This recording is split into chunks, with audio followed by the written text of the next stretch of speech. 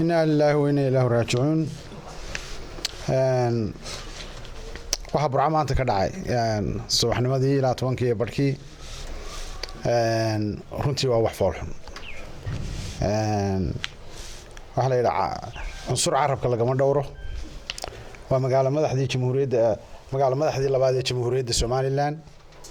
waa magaalo camiran nin muwaadin oo Jamhuuriyadda Soomaaliland ka mid ah. ilaahay naxariistii jannaha siiyay Yuusuf Muuse Cawil ayaa niman dablay oo runtii shirqool buu ninkaas ku dhintay oo de xaqdarro gacmeed bini aadan ayuu ku dhintay. wax weeye waa wax runtii aan loo dul qaadan karin.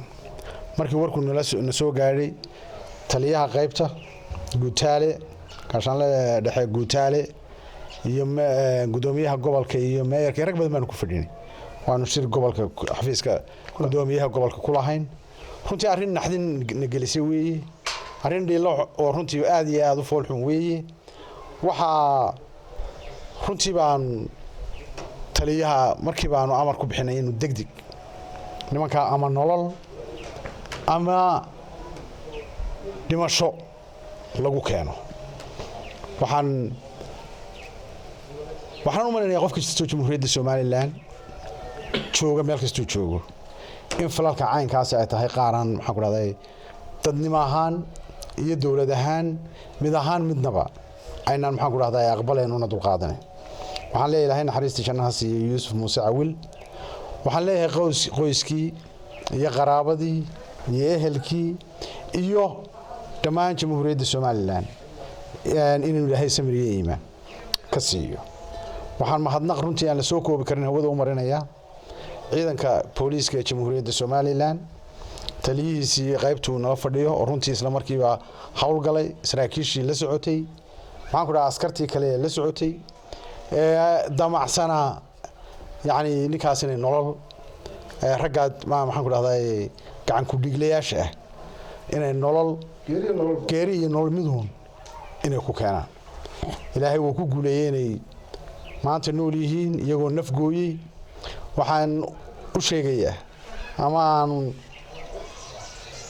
dawlad ahaan aanu ballan qaadayna hadday mid ta dhexe tahay iyo hadday mid ta gobolka tahay iyo ta degmada midnaba ay tahay dadka noocaas ay maanta falkaa geystay inaan sharcigu ka adeegi doono.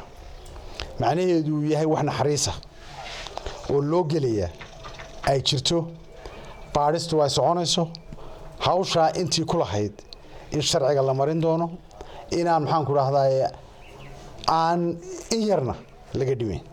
waxaan leeyahay heladii iyo family-gii iyo qaraabadii uu ka geeriyooday marxuumkaas inay samraan inay dawladnimada iyo toliimada iyo xigaalnimada iyo dadku wada noolaashaha ay ku wada nool yihiin aan lagu eegin arrintaas oo kale markay dhacdo oo qadar iyadoo ah haddana ay arrin fool xun tahay inaan lagu eegin ee la samro laga warsugo dawladda anaguna baaristeedii si degdeg loo bilaabo maxaan ku dhahday loo bilaabo maxaan ku dhahday talaabo degdegana laga qaado hadday maxkamadeedii iyo hawlaheedii ay tahay oo aan runtii si dhaxsa ah arrintaas loo soo maxaan ku dhahday afjaro ayaa go'aan lagu qaatay. Hargeysa waan la hadalay. arrintaas waa arrin cad oo aan maxaan ku dhahday muran ku jirin. marka waxaan leeyahay marxuumkaasna Ilaahay naxariistii jannaha siiyo. intii uu ka geeriyooday Jamhuuriyadda Soomaaliland iyo intii ehelkiisana ha ku calool samaadaan maanta in gacan ku dhiglayaashii gacanta lagu hayo in maxaan ku dhahdaa sharciguna uu ku adeegi doono isha lagu eegayay sharcigu marinayaana aanu mid naxariis lahayn sida ay maxaan ku dhahdaa waxa ay geysteen wax la mid ah oo sharcigu qorayo maxaan ku dhahdaa la tigsiin doono. bismillaahir rahmaanir rahiim. inna lillahi wa inna ilayhi raaji'uun.